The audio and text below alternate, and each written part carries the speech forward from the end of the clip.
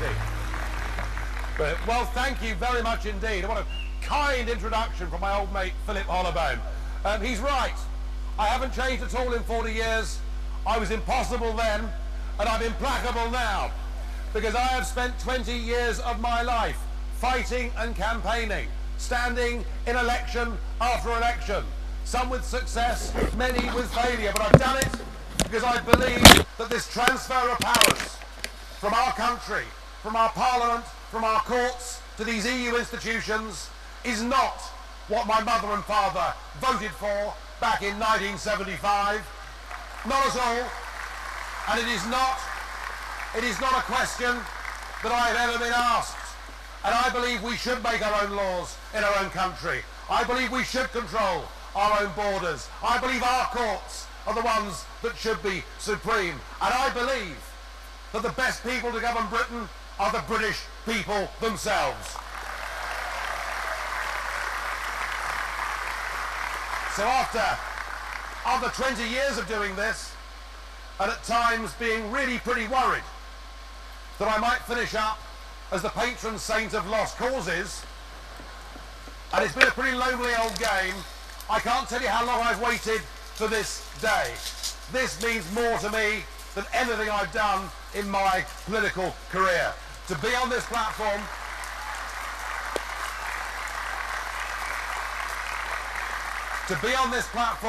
with a group of people who recognise that actually party politics is meaningless compared to the importance of getting back the control of our nation. I'm proud to be here with all of them. To be here with a group of people who are putting country before party, a group of people who are putting conscience before career. To be here with a group of people at the start of what is going to be a massive public campaign that we're going to roll out across this country, and a group of people who recognise that this is so important, that it's not about left or right, but it's about right or wrong. And we know what's right, and we must win this referendum. Now, we do of course have a fairly considerable enemy, by which I don't mean Brussels. I don't even mean Mr. Van Rompuy, although it's fair to say that I'm not on his Christmas card list. No, the enemy isn't Brussels. The enemy, as Kate said, isn't Europe. We're not against Europe. We love Europe. We're happy to go on holiday there. Some of us are happy to drink their wine. We buy and sell motor cars with each other. We love Europe. What we're against is the idea of all these different nation states being forced against their will into this straitjacket of one-size-fits-all administered by the bureaucrats of Brussels. And believe me, this meeting today, there will be tens of millions of people across Europe who see it on their national televisions and through the internet that will be cheering us on, because we have the honour to be the first country in this union to have the opportunity to say we don't want political union. Friendship and free trade, but not this. And I think in many ways, ironically, we are the true Europeans, because we recognise that a Europe of different countries, different cultures, different languages, different histories, different cheeses. That's a good Europe, provided it's democratic and it trades together. So I hope that when Britain does exit itself from this political union, that it's followed by the rest of Europe too. I look forward to a better, happier, freer Europe. Now our enemies aren't in Brussels. Our enemies are in Westminster. Our enemies are indeed in parts of Canary Wharf. I'll come to him in a moment, sir. Just wait. Just wait. And what we're going to see over the next few months, paraded on television, are our political class.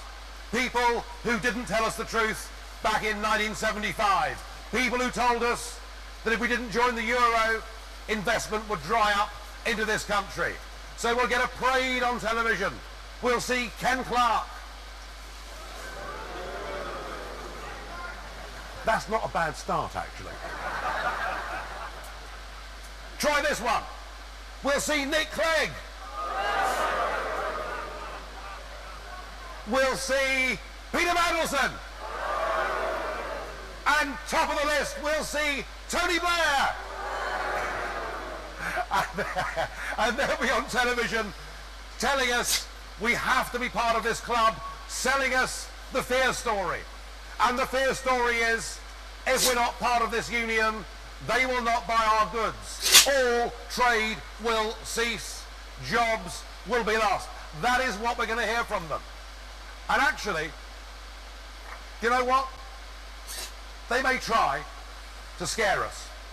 But actually, I think the common sense of British people is such that we understand just how many German motor cars are on our roads. We understand that they sell us more than we sell them. We're beginning to understand that we are the Eurozone's biggest trading partner in the world. I think we understand that actually they need us far more than we need them.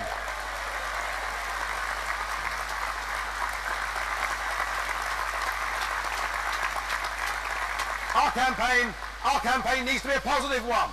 Our campaign needs to be on the basis that actually the reason they've given all this power away, and I saw this face to face when I debated with Nick Clegg in 2014, and we were talking about trade, and Nick said we have to be part of this big EU club to negotiate trade deals. Britain on its own simply isn't big enough. And I responded by saying that Iceland, with a population of 320,000 people, had just signed a trade deal with China. I was damn certain if Iceland was big enough, then the United Kingdom was big enough to negotiate its own trade deals. But actually, I realised at that moment something that I perhaps hadn't seen as fully and as clearly before. And we'll see it on those TV sets when we see Clark and Clegg and Mandelson and Blair, and we'll hear it from the Prime Minister. What they mean, ladies and gentlemen, isn't that we're not big enough. They don't think we're good enough to run our own country. What, do you think we're good enough to run our own country? Well, I think we're good enough to run our own country, because I believe in Britain. I believe in the British people. I know that freed from this club, not only will we have a simple trade deal with Europe, but we'll be able to re-engage on the world stage and make our own trade deals with whomsoever we choose. And wouldn't it make sense that a very good first port of call would be a group of countries within whom there are 2.2 billion people, where English is the primary language, where they have common law, where they actually like us. And let's re-engage with our friends in the Commonwealth. Wouldn't that make sense? And politically, we'll be better off out, because think of this. Every single European law that is made, and anybody in this room who's part of the 5 million small businessmen and businesswomen will know what I'm talking about. It's not that every single law that Brussels makes is balmy. Some of them are probably quite sensible. But whether they're good pieces of law or whether they're bad pieces of law, there is nothing the British government, there is nothing our 651 MPs, there is nothing all of you can do to change a single piece of European legislation, because the sole right to propose law and the sole right to repeal law rests with the unelected European Commission. You cannot be an independent, self-governing nation and a member of this European Union. And I'm sorry, but I believe that those that went before us, and twice in the 20th century, risked or sacrificed everything they had. They did it so that we could be a free, independent democracy, and I want that back.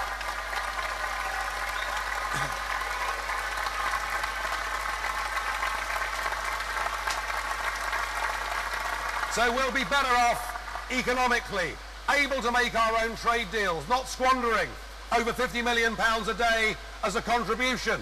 We could build a new district hospital every week in this country for the cost of our EU contributions. I know which I'd prefer, and I'm sure you do too.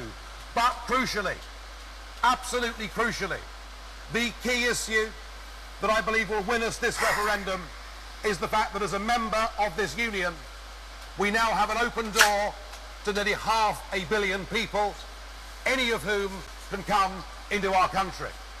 Now, the levels of immigration into Britain have been too high. Governments have promised they would control it to tens of thousands a year. We know net migration is running at 1/3 a year.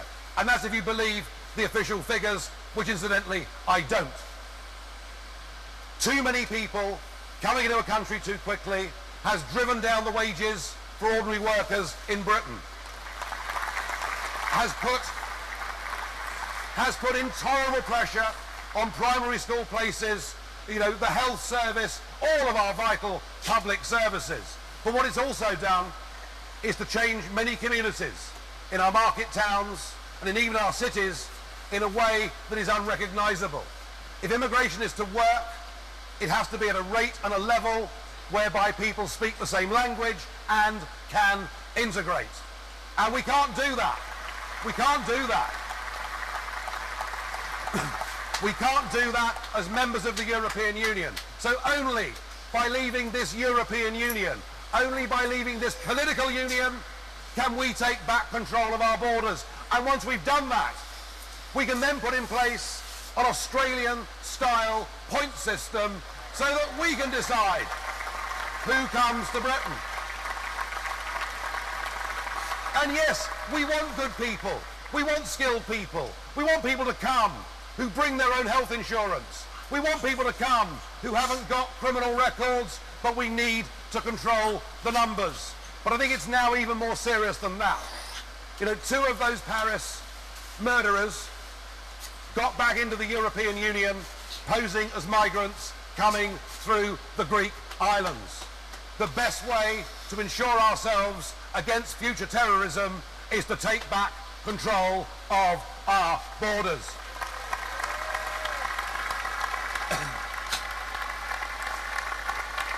And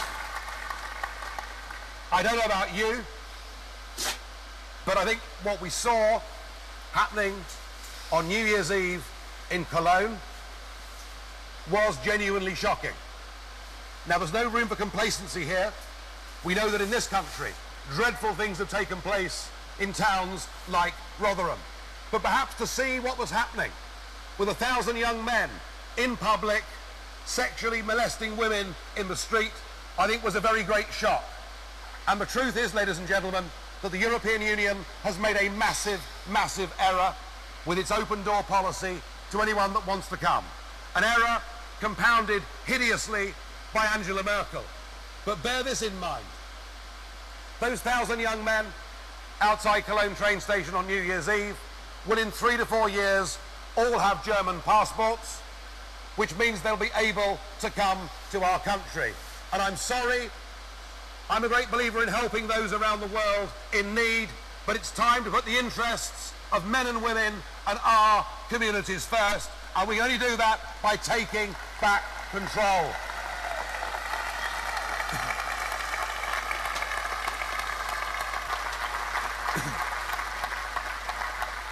This is a once-in-a-lifetime opportunity. Against us, there'll be Goldman Sachs. Against us, there'll be most of our political class and sections of the media. But I don't really care how many big banks and big politicians are against us, because this campaign, it's perfectly clear, it is people against the politicians. It is the people of this country that need to rise up. It is the people of this country. It is the people of this country that need to take back that's given away. Our politicians never had the authority to give away this amount of power. Our politicians have handed us over to an organisation with a flag and an anthem and a police force and an organisation that intends to build its own army. Our politicians have literally given away our country, and I want my country back. In fact, I'd say, can I speak for you? Can I speak for you? And can I say, we want our country back? Why don't you say it with me? We want our country back. One more time. We want